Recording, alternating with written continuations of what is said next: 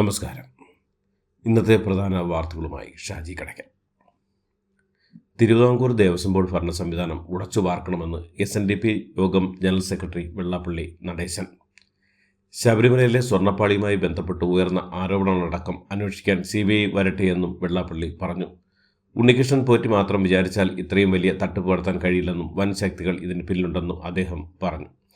ദേവസ്വം ക്ഷേത്രങ്ങൾ ഗൂഢസംഘങ്ങൾ വിളയാടുന്നുവെന്നും സമ്പന്നരായ ഭക്തരിൽ നിന്ന് സൂത്രപ്പണികളിലൂടെ പണം തട്ടുന്നുവെന്നും ജീവനക്കാരും ഇടനിലക്കാരും ഉൾപ്പെട്ടതാണ് ഗൂഢസംഘങ്ങളെന്നും വെള്ളാപ്പള്ളി വ്യക്തമാക്കി.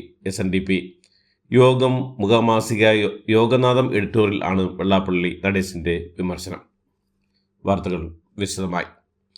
ശബരിമല സ്വർണ്ണപ്പാളി വിവാദം ഇന്നു മുതൽ നിയമസഭയിലും സർക്കാരിനെതിരെ ശക്തമായ ആയുധമാക്കാൻ പ്രതിപക്ഷം. വിശ്വാസ പ്രശ്നത്തിൽ സർക്കാരിനൊപ്പം നിന്ന വെള്ളാപ്പള്ളി നടേശനും UDF-നെയും BJP-യെയും പോലെ വിവാദത്തിൽ CBI അന്വേഷണം ആവശ്യപ്പെട്ടു. ആഗോള അയ്യപ്പ സംഗമം വഴി വിശ്വാസ പ്രശ്നത്തിൽ സർക്കാരിനുണ്ടായ മേൽക്കൈ ആണ് പുതിയ വിവാദത്തിൽ നഷ്ടമാകുന്നത്.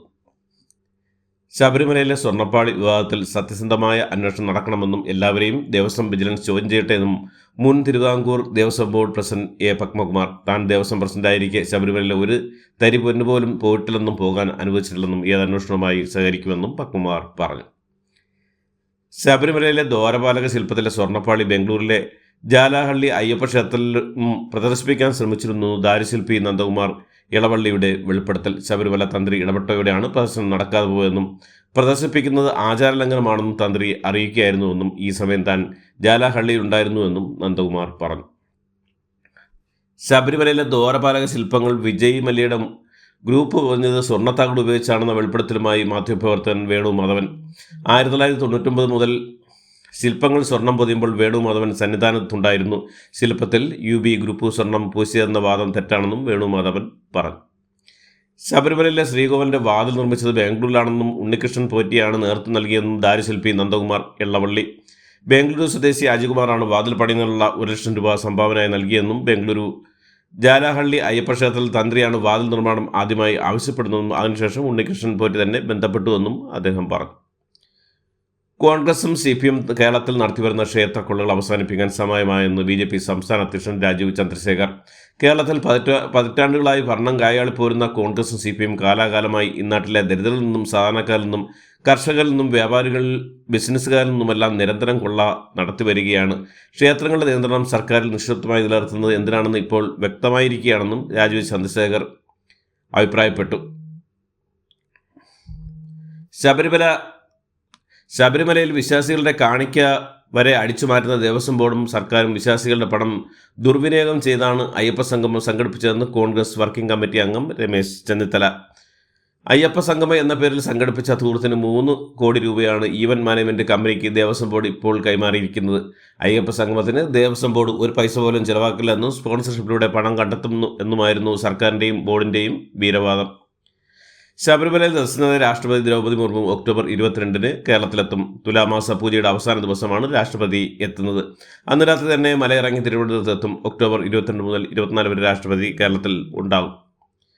പാലക്കാട് ജില്ലാ ആശുപത്രിയിൽ 9 വയസ്സുകാരുടെ കൈ മുറിച്ച് മാറ്റിയ സംഭവത്തിൽ ഡോക്ടർമാരുടെ ഭാഗത്ത് പിഴവ് സംഭവിച്ചില്ലെന്ന അന്വേഷണ റിപ്പോർട്ടുകൾ. പെൺകുട്ടിക്ക് കൃത്യമായ ചികിത്സ ലഭിച്ചിരുന്നുവെന്നും സെപ്റ്റംബർ 30-ന് കുട്ടിയെ ആശുപത്രിയിൽ എത്തിച്ചപ്പോൾ കൈയിലെ രക്തയോട്ടം നിലച്ചിരുന്നുവെന്നും റിപ്പോർട്ട് പറയുന്നു. പാലക്കാട് DMA ഉപയോഗിച്ച 2 ഡോക്ടർമാരാണ് സംഭവം അന്വേഷിച്ചത്. 2 ദശാബ്ദം മുൻപ് ദാദാസാഹിബ് ഫാൽക്കെ പുരസ്കാരം തനിക്ക് ലഭിച്ചപ്പോൾ ആഘോഷങ്ങളോ ജനങ്ങൾ മുഴുവൻ പങ്കെടുക്കുന്ന ആദരവ് പ്രകടിപ്പിക്കലോ ഒന്നും ഉണ്ടായിരുന്നില്ലെന്ന് അടൂർ ഗോപാലകൃഷ്ണൻ. ദാദാസാഹിബ് ഫാൽക്കെ പുരസ്കാര നേട്ടത്തിൽ സംസ്ഥാന സർക്കാരിൻ്റെ ആദരം ഇന്നലെ മോഹൻലാൽ ഏറ്റുവാങ്ങിയ പശ്ചാത്തലത്തിലായിരുന്നു അടൂരിൻ്റെ പരാമർശം. ആദ്യമായി ദാദാസാഹിബ് ഫാൽക്കെ പുരസ്കാരം നേടിയ മലയാളിയാണ് അടൂർ ഗോപാലകൃഷ്ണൻ. മോഹൻലാൽ ദേശീയ പുരസ്കാരം കിട്ടിയതിൽ സന്തോഷിക്കുന്നുണ്ടെന്നും ഇത്തരം കാര്യങ്ങൾ അഭിനയിക്കുന്നത് നല്ലത് തന്നെയാണെന്നും എന്നാൽ രാഷ്ട്രീയ ലക്ഷ്യത്തോടു കൂടി ചെയ്യുന്നുവെന്ന് തോന്നിക്കുന്ന രീതിയിലാണ് ആ പരിപാടി സംഘടിപ്പിച്ചതെന്നും KC വേണുഗോപാൽ MP. മോഹൻലാലിൻ്റെ ചടങ്ങായതിനാൽ ഞങ്ങൾ അത് വിവാദമാക്കാൻ ആഗ്രഹിക്കുന്നില്ലെന്നും അദ്ദേഹം പറഞ്ഞു. സംഘാടകരാണ് തീരുമാനിക്കേണ്ടത് മോഹൻലാലിനെ സംഘടിത താല്പര്യത്തിന് വേണ്ടി ഉപയോഗിക്കണോ വേണ്ടോ എന്നുള്ളതെന്നും അത് സംഘാടകരുടെ കുഴപ്പമാണെന്നും അദ്ദേഹം കൂട്ടിച്ചേർത്തു. SDPI, ജമാഅത്തെ ഇസ്ലാമി എന്നിവരെ ചേർത്ത് പിടിച്ചാണ് ലീഗ് മുന്നോട്ട് പോകുന്നതും ലീഗിന് കൊടുക്കുന്ന ഓരോ വോട്ടും RS നൽകുന്നതിന് തുല്യമാണെന്ന് ഡോക്ടർ P. സരിൻ. മുസ്ലിം ലീഗ് സമം മുസ്ലിം എന്നാണ് പ്രചരിപ്പിക്കുന്നത്. അതേപോലെ BJP സമം ഹിന്ദു എന്ന് BJPക്കാരും പ്രചരിപ്പിക്കുന്നുവെന്നും BJPക്കാർക്ക് വളരാൻ ഉള്ള സാഹചര്യം ലീഗ് ഒരുക്കി കൊടുക്കുകയാണെന്നും സരിൻ കുറ്റപ്പെടുത്തി. യൂത്ത് കോൺഗ്രസ് അധ്യക്ഷ സ്ഥാനം അപ്രത്യക്ഷമായി വന്ന ഒഴിവാണെന്നും ചർച്ചകൾ നടക്കുന്നുവെന്നും ഷാഫി പറമ്പിൽ എം പി. അധ്യക്ഷനെ തെരഞ്ഞെടുക്കാൻ വൈകുന്നത് യൂത്ത് കോൺഗ്രസ് സമരങ്ങളെ ബാധിച്ചില്ല, പ്രഖ്യാപനം ഏറെ വൈകാതെ ഉണ്ടാകുമെന്നും ഷാഫി പറമ്പിൽ പറഞ്ഞു. തിരുവനന്തപുരം മെഡിക്കൽ കോളേജ് ഹൃദയ ശസ്ത്രക്രിയ ഉപകരണ പ്രതിസന്ധി എന്ന റിപ്പോർട്ടുകൾ ബുധനാഴ്ച വരെ കാത്തിരിക്കണമെന്നും അതിനുള്ളിൽ തിരുവനന്തപുരം കോഴിക്കോട് മെഡിക്കൽ കോളേജിലെ കുടിശ്ശിക ഭാഗ്യമായി എങ്കിലും തീർക്കണമെന്നും ഉപകരണ വിതരണക്കാർ പറയുന്നു. 10 കോടി രൂപയെങ്കിലും കുടിശ്ശിക തീർക്കണം, അല്ലെങ്കിൽ ബുധനാഴ്ച ശേഷം സ്റ്റോക്ക് തിരിച്ചെടുക്കുമെന്നും വിതരണക്കാർ വ്യക്തമാക്കി. തിരുവോണം ബമ്പർ അടിച്ച ഭാഗ്യശാലി എറണാകുളം നെട്ടൂർ സ്വദേശിയായ സ്ത്രീ എന്ന് ഏജന്റ്. മണിക്കൂറുകൾ നീണ്ട കാത്തിരിപ്പുകളെല്ലാം ഒടുവിൽ തിരുവോണം ബമ്പർ ഭാഗ്യശാലി 12 മണിക്ക് മാധ്യമങ്ങളെ കാണുമെന്ന് ഏജന്റ് ലതീഷ് അറിയിച്ചിരുന്നു. എന്നാൽ അവർക്ക് അതിന് താല്പര്യമില്ലെന്ന വിവരമാണ് പിന്നീട് പുറത്തുവരുന്ന റിപ്പോർട്ടുകൾ. 2024 സംസ്ഥാന ചലച്ചിത്ര പുരസ്കാരങ്ങൾ നിർണ്ണയിക്കാൻ നടനും സംവിധാനമായ പ്രകാശ് രാജിനെ ജൂറി ചെയർമാനായി നിയമിച്ചു. സംവിധായകർ രഞ്ജൻ പ്രമോദ്, ജിബു ജേക്കബ് എന്നിവർ പ്രാഥമിക വിധി നിർണ്ണയ സമിതിയിൽ 2 സബ് കമ്മിറ്റികളുടെ ചെയർപേഴ്സൺമാരാണ്. ഇരുവരും അന്തിമ വിധി നിർണയ സമിതിയിലെ അംഗങ്ങളും ആയിരിക്കും. CMRL എക്സാലോജിക് ഇടപാടിൽ വിജിലൻസ് അന്വേഷണം ആവശ്യപ്പെട്ട് മാത്യു കൊഴുന്താനം MLA സുപ്രീം കോടതിയെ സമീപിച്ചു. അന്വേഷണം ആവശ്യം തള്ളിയ ഹൈക്കോടതി ഉത്തരവിനെതിരെയാണ് അപ്പീൽ നൽകിയത്. ചീഫ് ജസ്റ്റിസ് BR ഗവായ് അധ്യക്ഷനായ ബെഞ്ചാണ് ഹർജി പരിഗണിക്കുന്നത്. മുഖ്യമന്ത്രി ഉൾപ്പെടെ 7 പേർക്കെതിരെ നൽകിയ പരാതി തിരുവനന്തപുരം വിജിലൻസ് കോടതി തള്ളിയതിനെ തുടർന്നാണ് മാത്യു കൊഴുന്താനം MLA ഹൈക്കോടതിയെ സമീപിച്ചത്. പത്തനംതിട്ട ജനറൽ ആശുപത്രിക്കെതിരെ ഗുരുതര ആരോപണവുമായി പേവിഷബാധയെ തുടർന്ന് മരിച്ച വീട്ടമ്മയുടെ കുടുംബം. പ്രാഥമിക ശുശ്രൂഷ നൽകുന്നതിലും മുറിവുകൾ കൃത്യമായ ഇമ്യൂണോഗ്ലോബുലിൻ കുത്തിവെക്കുന്നതിലും വീഴ്ച വന്നുവെന്നാണ് പരാതി. ശക്തമായ നിയമ നടപടിക്ക് ഒരുങ്ങിയാണ് മരിച്ച മണ്ണാറമല സ്വദേശി കൃഷ്ണമ്മ മോഹന്റെ കുടുംബം. 49ാമത് വയലാർ രാമവർമ്മ സാഹിത്യ പുരസ്കാരം പ്രഖ്യാപിച്ചു. E. സന്തോഷ് കുമാറാണ് പുരസ്കാരത്തിന് അർഹനായിരിക്കുന്നത്. തപോമയിയുടെ അച്ഛൻ എന്ന കൃതിക്കാണ് പുരസ്കാരം. 1 ലക്ഷം രൂപയും പ്രശസ്തി പത്രവും ശില്പവും അടങ്ങുന്നതാണ് അവാർഡ്. KSRTC ബസിന്റെ മുൻവശത്ത് പ്ലാസ്റ്റിക് കുപ്പി കൂട്ടിയിട്ട സംഭവത്തിൽ പൊൻകുന്നം ഡിപ്പോയിലെ ഡ്രൈവർക്ക് സ്ഥലമാറ്റം. ഡ്രൈവർ ജയ്മോൻ ജോസഫിനെ പുതുക്കോടൊക്കെയാണ് സ്ഥലം മാറ്റിയിരിക്കുന്നത്. സംഭവം ശ്രദ്ധയിൽപ്പെട്ട ഗതാഗത മന്ത്രി ബസ് തടഞ്ഞു നിർത്തി ജീവനക്കാരെ ശാസിച്ചിരുന്നു. വെഹിക്കിൾ സൂപ്പർവൈസറുടെ ചുമതലയുള്ള ഡ്രൈവറെയും സ്ഥലം മാറ്റിയിട്ടുണ്ട്.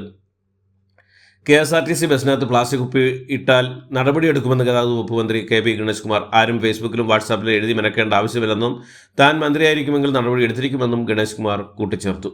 കേന്ദ്ര ആഭ്യന്തരമന്ത്രി അമിത്ഷായുടെ സദനത്തിനിടെ മദ്യപിച്ച് ഡ്യൂട്ടിക്കെത്തിയ സംഭവത്തിൽ പോലീസ് ഉദ്യോഗസ്ഥന് സസ്പെൻഷൻ. KPA 5ാം ബറ്റാലിയൻ കമാൻഡ് S. സുരേഷിനെയാണ് സസ്പെൻഡ് ചെയ്തത്. ഓഗസ്റ്റ് 21 അമിത്ഷാ കൊച്ചി വിമാനത്താവളത്തിൽ എത്തിയ ദിവസമാണ് സുരക്ഷാ ചുമതല ഉണ്ടായിരുന്ന സുരേഷിനെ മദ്യപിച്ച നിലയിൽ കണ്ടെത്തിയത്. കാസർഗോഡ് കുമ്പളയിൽ DYFI നേതാവായ അഡ്വക്കേറ്റ് രജിത തൂങ്ങി മരിച്ച സംഭവത്തിൽ ഒരാൾ കസ്റ്റഡിയിൽ. തിരുവല്ല സ്വദേശിയും കാസർഗോഡ് അഭിഭാഷകനുമായ യുവാവാണ് പിടിയിലായത്. രഞ്ജിതയും കസ്റ്റഡിയിലുള്ള അഭിഭാഷകൻ വർഷങ്ങളായി സുഹൃത്തുക്കളാണ്. സെപ്റ്റംബർ 30 വൈകുന്നേരമാണ് അഡ്വക്കേറ്റ് രഞ്ജിതയെ കുമ്പളയിലെ സ്വന്തം ഓഫീസ് മുറിയിൽ തൂങ്ങി മരിച്ച നിലയിൽ കണ്ടെത്തിയത്. തെരഞ്ഞെടുപ്പ് നടപടിയിൽ 17 പുതിയ പരിഷ്കാരങ്ങളായ കേന്ദ്ര തെരഞ്ഞെടുപ്പ് കമ്മീഷൻ. വരാനിരിക്കുന്ന ബീഹാർ തെരഞ്ഞെടുപ്പിന് മുന്നോടിയായിട്ടാണ് മുഖ്യ തെരഞ്ഞെടുപ്പ് കമ്മീഷൻ ജ്ഞാനേഷ് കുമാർ പുതിയ നടപടികൾ പ്രഖ്യാപിച്ചത്. ഭാവിയിൽ രാജ്യവ്യാപകമായി നടപ്പാക്കാനുള്ളതാണ് ഈ പദ്ധതിയെന്നും കമ്മീഷൻ അറിയിച്ചു. ചുമമരുന്ന് കഴിച്ചാൽ കുട്ടികൾ മരിച്ച സംഭവത്തിൽ ഡോക്ടറെ അറസ്റ്റ് ചെയ്തു. ഭൂരിഭാഗം കുട്ടികളെയും പരിശോധിച്ച ക്ലിനിക്കിലെ ഡോക്ടർ പ്രവീൺ സോണിയാണ് അറസ്റ്റിലായത്. മധ്യപ്രദേശിൽ മാത്രം 11 കുട്ടികളാണ് ഇതുവരെ മരിച്ചത്. ഡോക്ടർ പ്രവീൺ സോണി മരണകാരിയായ കോൾഡ്രിപ്പ് സിറപ്പ് കുട്ടികൾക്ക് എഴുതി നൽകിയെന്ന് പോലീസ് പറയുന്നത്. തമിഴ്നാട്ടിലെ കാഞ്ചീപുരം ആസ്ഥാനമായി പ്രവർത്തിക്കുന്ന ശ്രീസൻ ഫാർമാസ്യൂട്ടിക്കലാണ് കോൾഡ്രിപ്പ് സിറപ്പ് ഉൽപ്പാദിച്ചുള്ളത്. ഇതോടുകൂടി ഇന്നത്തെ വാർത്തകൾ ഇവിടെ അവസാനിക്കുന്നു. എല്ലാവർക്കും നന്ദി, നമസ്കാരം.